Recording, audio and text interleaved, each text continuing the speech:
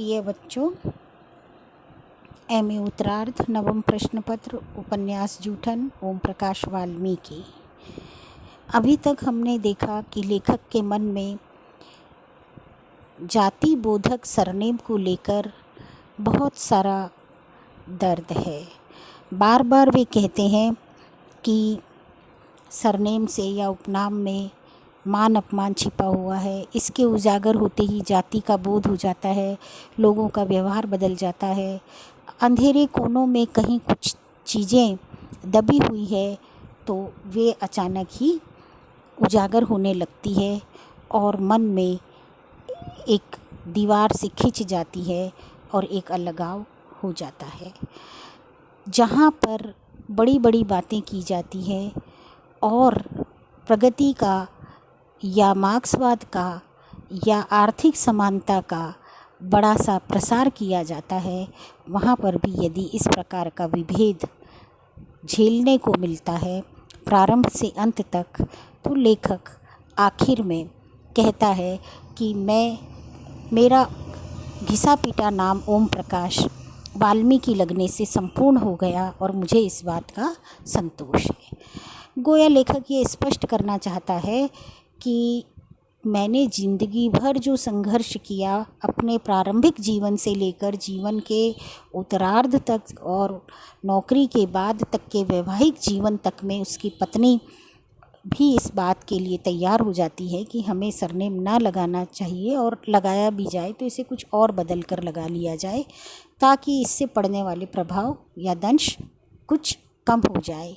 लेकिन लेखक की अपनी ज़िद, लेखक का अपना संघर्ष और उनका अपना ये संकल्प कि इस तरह पलायन करने से ये खत्म नहीं होगा, ये बदलाव एक संघर्ष और संवाद से ही कायम होगा और वो हमें करना चाहिए।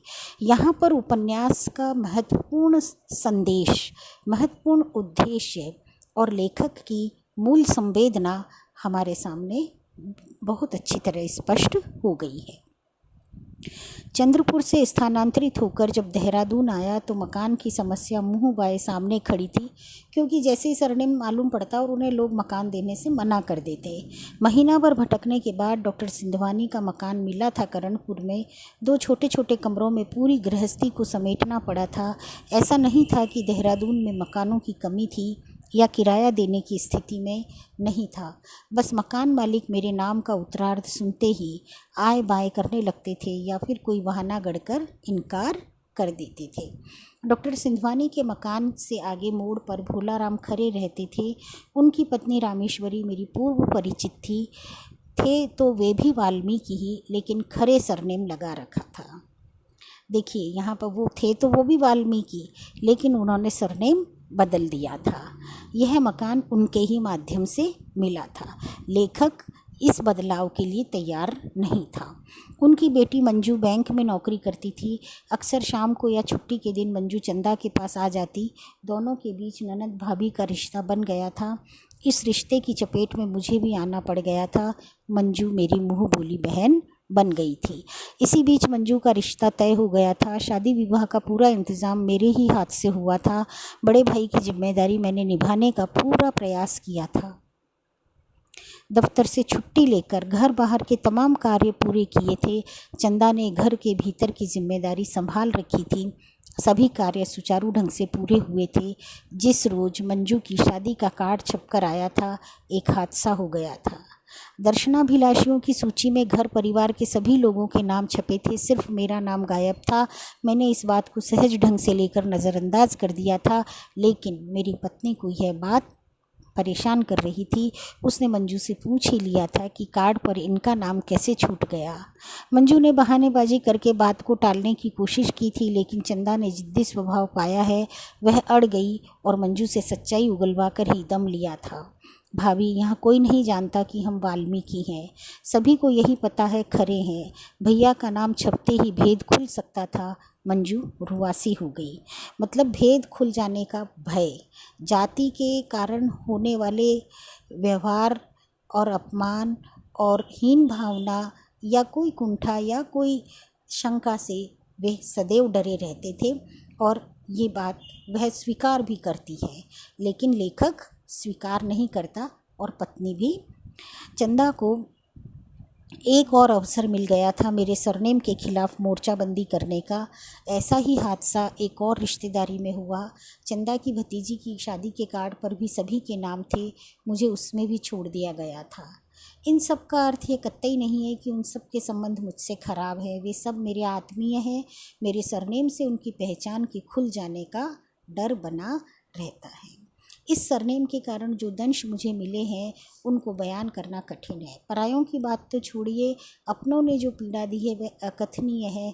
परायों से लड़ना जितना आसान है, अपनों से लड़ना उतना ही दुष्कर। रेखांकित कर लीजिए ये पंक्तियाँ। और यहाँ पर संबंधों की प्रगाढ़ता और अपनों से ज़्यादा पीड़ा होती है। कोई पराया कह दे तो कोई बात नज़रअंदाज कर दी जाती है, लेकिन जब अपना व्यक्ति इस बात को जिसके लिए हम सब कुछ कर रहे हैं वह हमें नज़रअंदाज करता है, उपेक्षित करता है, तो ये उपेक्षा का भाव बहुत पीड़ा देता है। डॉक्टर सुखबीर सिंह दिल्ली विश्वविद्यालय के शिवाजी कॉलेज में रीडर थे। हिंदी के विद्वान, समीक्षक, कवि, लेखक। वे भी मेरे सरनेम से दुखी थे। उनके निवास पर एक रात रुकने का अवसर मिला था। पराग प्रकाशन के श्री कृष्ण जी से काली रेत उपन्यास के प्रकाशन के संबंध में बात करनी थी। डॉक्टर सुखबीर सिंह जी के साथ ही मैं पराग प्रकाशन गया था। श्री कृष्ण जी उपन्यास छापने को तैयार हो गए थे। यह अलग बात है कि वह उपन्यास आज तक नहीं छपा है। उस रात डॉक्टर सुखबीर सिंह से एक लंबी चर्चा हुई थी वाल्मीकि सरनेम को लेकर। उस रात उन्होंने मेरे वाल्मीकि नाम से वाल्मीकि हटाकर खैरवाल चस्पा कर दिया था। उनकी सद्य प्रकाशित पुस्तक सूर्यांश पर मैंने समीक्षा लिखी थी, जिसे लेकर वे आजकल में स्वयं गए थे। संपादक मंडल के एक सदस्य ने ओम प्रकाश के साथ खैरवाल लगा देखकर जब आश्चर्य व्यक्त किया तो डॉक्टर सुखबीर सिंह ने कहा था, नहीं, अब से हम उन्हें वाल्मीकि नहीं खैरवाल ही कहेंगे। वाल्मीकि को अपने हाथ से काट कर उन्होंने खैरवाल लिखा था। आजकल में यह समीक्षा ओम प्रकाश खैरवाल के नाम से ही छपी थी। डॉक्टर सुखबीर सिंह को भी अपनी पहचान के खुल जाने का भय था, इसलिए वे सरनेम को अपने से दूर रखना चाहते थे। यही समस्या हरकिशन संतोषी जी की भी है। कई बार वे इस सरनेम पर कटाक्ष कर चुके हैं। हरकिशन संतोषी जी के एक मित्र हैं सरदान ज्ञान सिंह जी, जो मेरठ के पास खेखड़ा गांव के रहने वाले हैं। वे मुझे मेरे दलित लेखन के द्वारा ही जानते हैं। मेरी कविताओं से, मेरी कहानियों से प्रभावित हैं। अक्सर लंबे लंबे पत्र लिखते हैं। जहां एक और मेरी रचनाओं पर उत्साहवर्धक टिप्पणियां होती है, वहीं वे मुझे यह भी समझाने या उपदेश देने की कोशिश करते हैं कि मैं पढ़ा लिखा मूर्ख हूँ। वाल्मीकि सरनेम के कारण वे मुझे एक अशिक्षित व्यक्ति से भी गया गुजरा मानते हैं। उनकी मान्यता है कि मैं जानबूझकर ब्राह्मणवादी दलदल में फंसा हूँ। मुझे वाल्मीकि सरनेम छोड़ देना चाहिए। अक्सर हरिकिशन संतोषी जी और उनकी पत्नी का उदाहरण देकर समझाते हैं। लेखक को अब इस कवायद पे ले आया है समाज और सामाजिक संरचना और आसपास के मित्र और पड़ोसी और कार्यालय के दफ्तरी सहयोगी सभी इस बात पर जोर देते हैं कि आपको अपना उपनाम सरनेम छोड़ देना चाहिए। जाति बोधक या जाति के दलदल में क्यों फंसे हैं, लेकिन क्या सरनेम लगा देने से जाति की तब्दीली हो जाती है या उस जाति विशेष का खून किसी और रंग का होता है, या क्या भगवान के घर से इस प्रकार का जाति विभेद, वर्ण विभेद, ये अलगाववादी व्यवस्था बनकर आती है। कई प्रश्न हमारे पटल पर लेखक छोड़ देता है और किसी भी कथा की सफलता इसी बात में है कि उसकी संवेदना हमारे मन में एक वैचारिक उद्वेलन पैदा करे, कुछ प्रश्न जिंदा खड़ा करे, जिनके जवाब के लिए हम आगे बढ़ें और उन्हें अपडेट करते चले जाएं। यही साहित्य का उद्देश्य है, यही रचना कर्म की महत्ता है। सफाई संगठनों के कर्मचारियों के निमंत्रण पत्र बहुतायत से में आते हैं मेरे पास, जिनमें सभाओं, बैठकों, अधिवेशनों का जिक्र होता है। एक बार मैंने हरिकिशन संतोषी जी से इस बात का जिक्र किया तो वे मुस्कुरा कर बोले, वाल्मीकि सरनेम लिखोगे तो ऐसा ही होगा, सफाई कर्मचारी ही समझे जाओगे। मेरी रचनाओं पर जो पाठकों के पत्र आते हैं उनमें कुछ पत्र वाल्मीकि युवाओं के भी होते हैं जो अपने नाम के साथ वाल्मीकि सरनेम जोड़ना चाहते हैं। नवोदित कवि महेंद्र बेनीवाल ने भी वाल्मीकि सरनेम अपने नाम के साथ लगाने की इच्छा जाहिर की थी। एक लंबा पत्र व्यवहार चला था, कुछ दिन लिखा भी, लेकिन बाद में बेनीवाल लगा लिया। हर व्यक्ति हार गया, थोड़े दिन जोश दिखाकर फिर पलटी मार गया, लेकिन लेखक ऐसा नहीं कर पाते हैं। अभी हाल ही में एक कार्यक्रम में मुझे बौद्ध साहित्य एवं दर्शन पर व्याख्यान देने के लिए आमंत्रित किया गया था। मुझसे पहले 2-3 विद्वान बोल चुके थे। जैसे ही मैं बोलने के लिए माइक पर आया, एक श्रोता ने टोक दिया, वाल्मीकि बौद्ध दर्शन और साहित्य पर बोलेगा, शर्म नहीं आती? पूरा वातावरण बिगड़ गया। आयोजकों ने उसे रोकने की कोशिश की, लेकिन वह मेरी बात और तर्क सुनने के लिए तैयार नहीं था। मैंने हिंदू समाज में फैली जाति भावना पर बोलना शुरू किया तो जाकर के वह शांत हुआ। अब इस बात पर लेखक कई उदाहरणों के माध्यम से ये स्पष्ट करना चाहते हैं कि जाति विषय पर बोलना, मंच पर बोलना, लिखना, क्या इन सब के लिए सवर्ण होना ज़रूरी है?